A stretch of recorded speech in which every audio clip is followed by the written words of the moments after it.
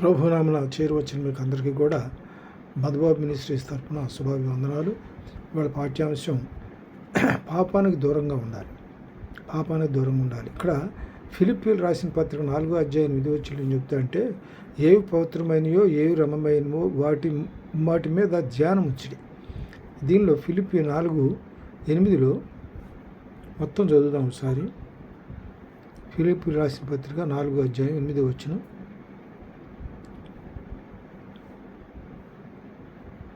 4వ అధ్యాయం 8వ వచనంలో, మెట్టుకు సహోదరులారా, ఏ యోగ్యత అయినను మెప్పైన ఉన్నయెడల ఏవి సత్యమైనవో ఏవి మాన్యమైనవో ఏవి న్యాయమైనవో ఏవి పవిత్రమైనవో ఏవి రమ్యమైనవో ఏవి ఖ్యాతి గలవో వాటి మీద ధ్యాసించాలి. అంటే మనం ఏంటంటే ఏవి రమ్యమైనటువంటి ఏవి పవిత్రమైనవో ఏవి రమ్యమైనవో ఏవి ఖ్యాతి గల ఏవి రమ్యమైన వాటి మీద మనం ధ్యాసించాలి. వాటి రమ్యమైన అంటే మనకేంటంటే మనకు చూడటానికి మనకు ఎదుటి వాళ్ళకి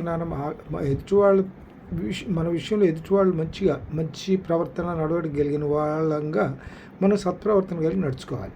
అందులో ఏమి రమ్యమైనవి అంటే, రమ్యమైన దీనిలో చూడాలంటే ముందు మనకు దీనికి రమ్యమైనటువంటి మనం ఎదుటి వాళ్ళకి సత్ప్రవర్తన కలిగి ఎదుటి వాళ్ళకి మంచిగా మనం కనపడాలంటే మనం ఏం చేయాలంటే మన పాపాలకు దూరంగా ఉండాలి. దీనిలో మనం పాపం లేని వాళ్ళమని మనం అనుకోవటానికి లేదు. ప్రతి ఒక్కరూ పాపం చేసి దేవుడు అనుగ్రహించిన మహిమను పొందలేకపోతున్నాడు. అయితే దీనిలో 1 యోహాను 1వ అధ్యాయం 1 యోహాను 1వ అధ్యాయంలో 8వ వచనంలో చూస్తే, మనం పాపం లేని వారి మన చెప్పుకునే మనలను మనమే మోసపుచ్చుకుందాము మరియు మనలో సత్యం ఉండదు. మన పాపం లేదని మనం అనుకోవటానికి లేదు. మన పాపం లేదనుకున్నట్లయితే మనం మనల్ని మోసపుచ్చుకున్నట్లు ఉంటుంది, మరియు మనలో సత్యం ఉండదు. ఎందుకంటే దీనిలో రోమీయులకు రాసిన పత్రిక 3వ అధ్యాయం 23లో ఏం చెప్తాడంటే, ఏ భేదం లేదు, అందరూ పాపం చేసి దేవుడు అనుగ్రహించినటువంటి మహిమను పొందలేకపోతున్నాడు. రోమీయులకు రాసిన పత్రిక 3వ అధ్యాయం 23లో చెప్తాడు. అయితే ఇక్కడ దీనిలో రోమీయులకు రాసిన పత్రిక 6:23లో ఏం చెప్తాడంటే, ఏలనగా పాపం వలన వచ్చే జీతం మరణము, అయితే దేవుని కృపావరం మన ప్రభు అయిన యేసుక్రీస్తునందు నిత్యజీవం. పాపం వలన వచ్చేటువంటి జీతం మరణం. పాపం లేదనుకోవడానికి లేదు. దీనిలో యాకోబు రాసిన పత్రిక 1వ అధ్యాయంలో ఏం చెప్తారంటే, 1వ అధ్యాయం 17వ వచనం చూద్దాం. యాకోబు రాసిన పత్రిక 1వ అధ్యాయం, శోధనలు సహించువాడు ధనుడు, అతడు శోధనలో నిలిచినవాడై ప్రభు తను ప్రేమించే వారికి వాగ్దానం చేసిన జీవ కిరీటం పొందును.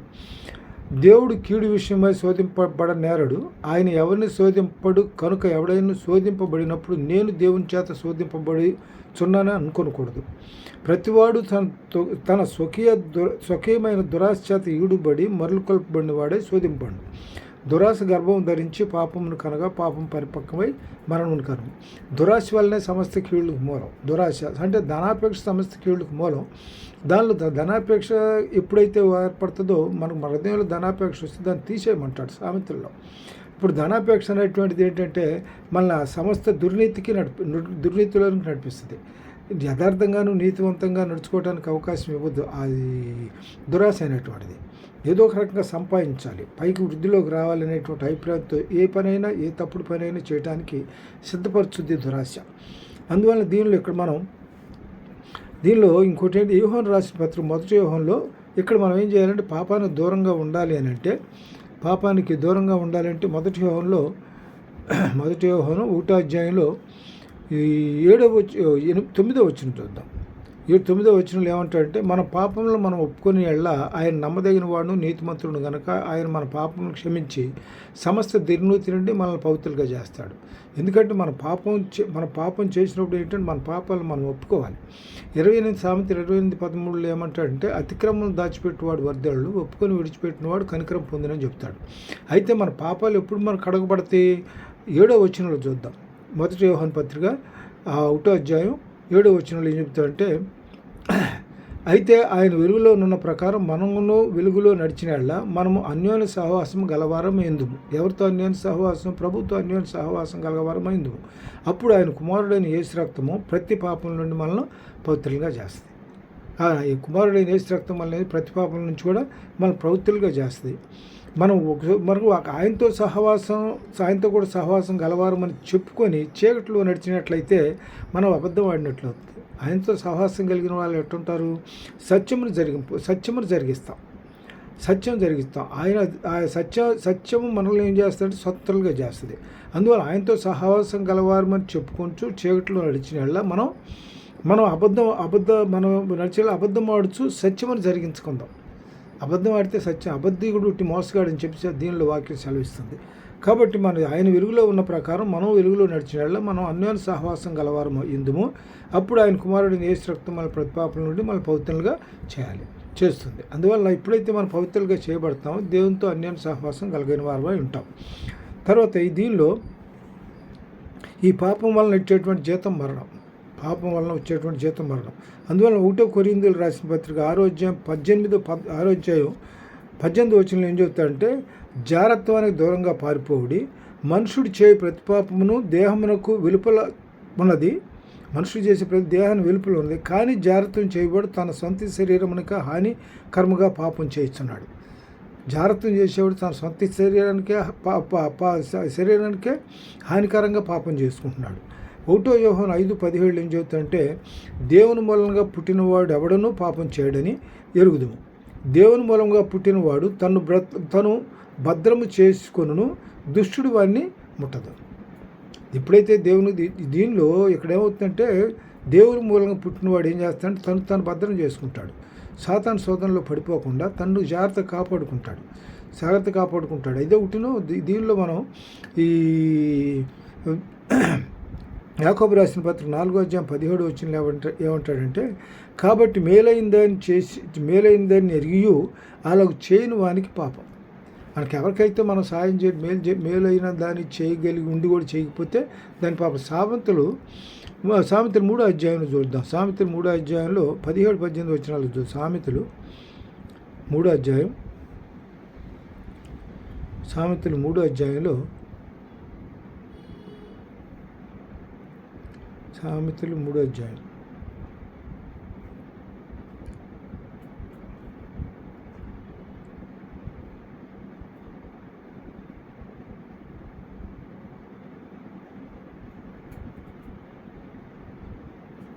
దీనిలో సామెతలు 3వ అధ్యాయం 27వ వచనంలో, మేలు చేయటం నీ చేత అయినప్పుడు దాన్ని పొందదగిన వారికి చేయకుండా వెనుకతీయను.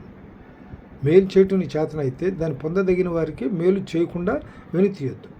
తప్పనిసరిగా చేతనైంది కాబట్టి చేతనైనంత వరకు సఖ్యమైతే అందరితో కూడా సమాధానంగా ఉండి చేయగలిగిన సహాయం చేయడానికి సిద్ధంగా ఉండాలి మనం. తర్వాత దీనిలో ఇంకోటి ఏంటంటే, 3వ యోహాను 11వ వచనంలో ఏమంటాడంటే, చెడు కార్యమును కాక మంచి కార్యమును అనుసరించి నడుచుకొను, మేలు చేయువాడు దేవుని సంబంధి, కీడు చేయువాడు దేవుని చూచినవాడు కాదు. అది ఇక్కడ 3వ యోహాను 11వ వచనంలో, చెడు కార్యములు కాక మంచి కార్యములను అనుసరించి నడుచుకొను, మేలు చేయువాడు దేవుని సంబంధి, కీడు చేయువాడు దేవుని చూసినవాడు కాదు. 1 తిమోతి 4వ అధ్యాయం 12వ వచనంలో ఏమంటాడంటే, నీ యవ్వనమును బట్టి ఎవడును నేను తృణీకరింపనీయకుము, కానీ మాటల్లోనూ ప్రవర్తనలోనూ ప్రేమలోను విశ్వాసములోను పవిత్రతలోను విశ్వాసమునకు మాదిరిగా ఉండము. ఎవరు చెబుతున్నారంటే తిమోతి యవనస్తుడు. అందుకని ఇక్కడ ఏం చేస్తాడంటే, తిమోతితో ఆయన పరిచర్లో అది శిష్యుడిగా అతని పరిచర్లో భాగంగా అతను పంపించే ముందు ఏం చేస్తాడు? సలహా ఇస్తాడు. ఏమనిస్తాడంటే, తిమోతి 4:12 నీ యవనమును బట్టి ఎవడను నిన్ను తృణీకరింపనీయకుము. ఎందుకంటే తృణీకరింపడం బట్టి మనం ఎక్కడైనా పొరపాటు చేస్తామని అభిప్రాయంతో జాగ్రత్తగా ఉండమని అంటాడు. కానీ మాటలోను ప్రవర్తనలోను ప్రేమలోను విశ్వాసంలోను పవిత్రతలోను విశ్వాసమునకు మాదిరిగా ఉండాలి. అన్ని విషయాల్లో కూడా మనం ఎట్లా ఉంటే మాదిరిగా ఉండేటువంటి జీవితాన్ని జీవించాలి. దీనిలో కీర్తనలు 119 9-11 ఏం చెబుతాయంటే, కీర్తనలు 119 కీర్తన 119 9-11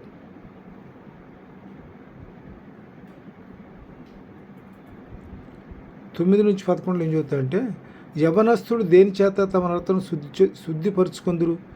యవనస్తుడు ఇక్కడ చెబుతున్నాడు దేని చేత శుద్ధిపరుచుకుంటాడు. ఇక్కడ తమ శుద్ధిపరచుకుందరు, నీ వాక్యమును బట్టి దాన్ని జాగ్రత్తగా చూసుకున్నట్టు చేతనే కదా. అంటే వాక్యం ఎలాంటిదంటే శక్తివంతమైనటువంటి వాక్యం, దేవుని వాక్యం. అది మన అన్ని విధాలుగా కాపాడేటువంటి వాక్యం. బాధల్లో కూడా మనం కాపాడేటువంటి వాక్యం. దేవుని నామం శక్తివంతమైంది, దేవుని వాక్యం కూడా శక్తివంతమైనటువంటిది. నా పూర్ణంతో నేను వెతికి ఉన్నాను, నన్ను నీ ఆజ్ఞలను విడిచి తిరుగునీయకము. నీ ఎదుట నేను పాపం చేయకున్నట్లు నా హృదయంలో నీ వాక్యమును ఉంచుకొని ఉన్నాను. మన హృదయంలో ఎప్పుడైతే వాక్యాన్ని ధ్యానిస్తూ ఉంటామో తప్పనిసరిగా మనం ఏంటంటే ఇంట్లో ప్రార్థన ఉండాలి, గదిలో ప్రార్థన ఉండాలి, మదిలో దేవుని వాక్యం ఉండాలి, వీధిలో సాక్ష్యం ఉండాలి. కాబట్టి మన మదిలో ఎప్పుడైతే వాక్యం ఉంటుందో నీ ఎదుట నేను పాపం చేయకున్నట్లు నా హృదయంలో నీ వాక్యమును ఉంచుకొని ఉన్నాను. మన హృదయంలో ఎప్పుడైతే వాక్యం ఉంటుందో తప్పనిసరిగా పొరపాటును కూడా పాపం చేయడానికి మన మనసు అంగీకరించద్ది. వాక్యం మనల్ని గద్దిస్తుంటుంది. తర్వాత దీనిలో 1 కొరింథీయులకు రాసిన పత్రిక 6వ అధ్యాయం 9-10 వచనాలు ఏం చెప్తాడంటే, ఇక్కడ అన్యాయస్తులు దేవుని రాజ్యానికి వారసులు కానేరు. 1 కొరింథీయులకు రాసిన పత్రిక 6వ అధ్యాయం 9-10 వచనాలు. 6వ అధ్యాయం 9-10 వచనాల్లో అన్యాయస్తులు దేవుని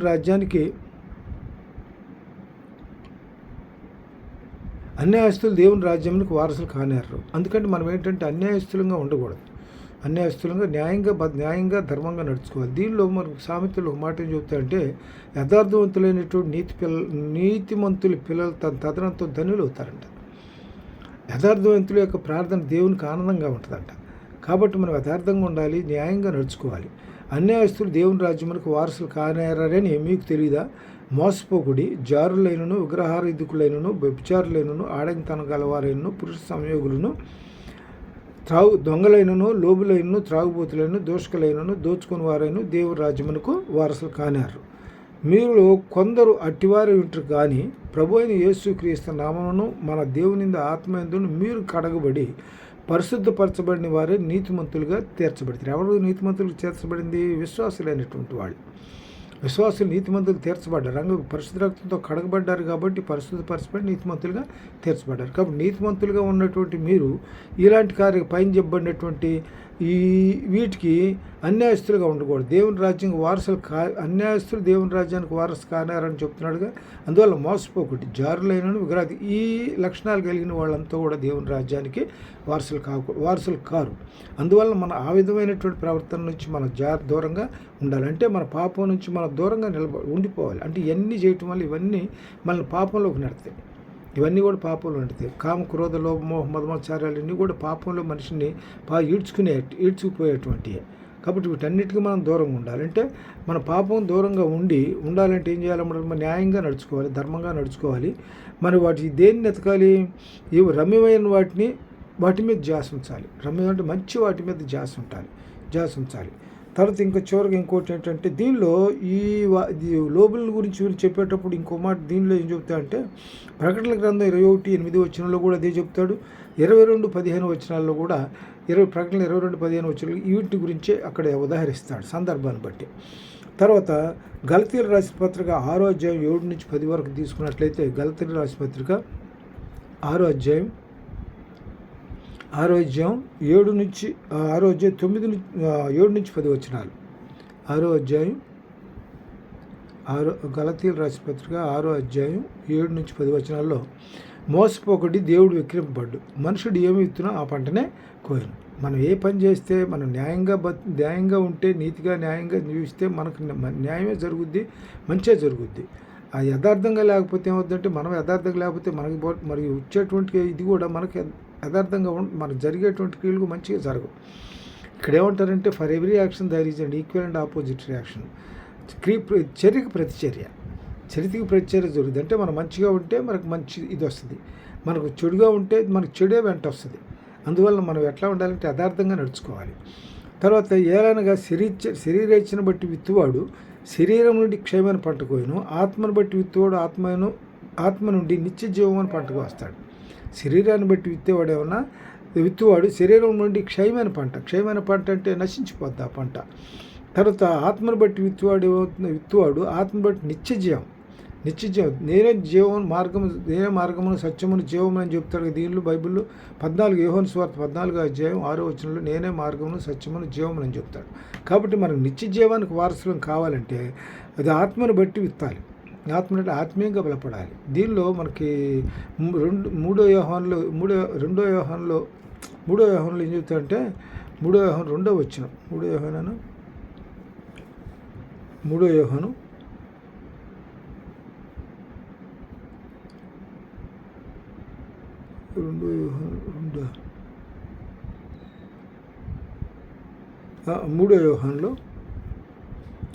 యోహాను 2వ వచనం చూద్దాం. 3వ యోహాను 2వ వచనంలో ప్రియుడా నువ్వు ఆత్మలో వర్ధిల్లుచున్న ప్రకారం అన్ని విషయంలోనూ వర్ధిల్లాలి సౌఖ్యంగా ఉండవాలని ప్రార్థించున్నాను. నీవు సత్యమును అనుసరించి నడుచుకుంటున్నావు గనుక సహోదరులు వచ్చి నీ సత్ప్రవర్తన గురించి సాక్ష్యం చెప్పగా విని బహు సంతోషించుతాను. ఇక్కడ ఎవరిని గురించి చెప్తున్నా అంటే తీతు 3 యోహాను దీనిలో యోహాను రాసిన పత్రికలో ఈయన చెప్తున్నాడు అనమాట. కాబట్టి దీనిలో ఫైనల్గా ఇంకోటి ఏంటంటే మత్తయి సువార్త 5వ అధ్యాయం 16వ వచనంలో ఏం చెప్తాడంటే మత్తయి సువార్త 5వ అధ్యాయం 16వ వచనంలో 5వ అధ్యాయం 16వ వచనంలో ఏం చెప్తాడంటే 16వ వచనంలో మనుషులు మీ సత్క్రియలను చూసి పరలోకమందున మీ తండ్రిని మహిమపరచినట్లు వారు ఎదుట మీ వెలుగును ప్రకాశింపనివ్వండి. అంటే మనుషులు మన ప్రవర్తనను బట్టి మన దేవుడు మహిమపరచబడాలి. మనం ఏం చేసినా సరే మాట చేత కానీ క్రియ చేత కానీ ఏం చేసినా కూడా దేవుని మహిమార్థమై మనం చేయాల్సింది తప్ప మరి ఇతరత్ర మనం ఏం చేయడానికి వీల్లేదు. ఈ షార్ట్ మెసేజ్ని తను వింటుండే దీవించను గాక.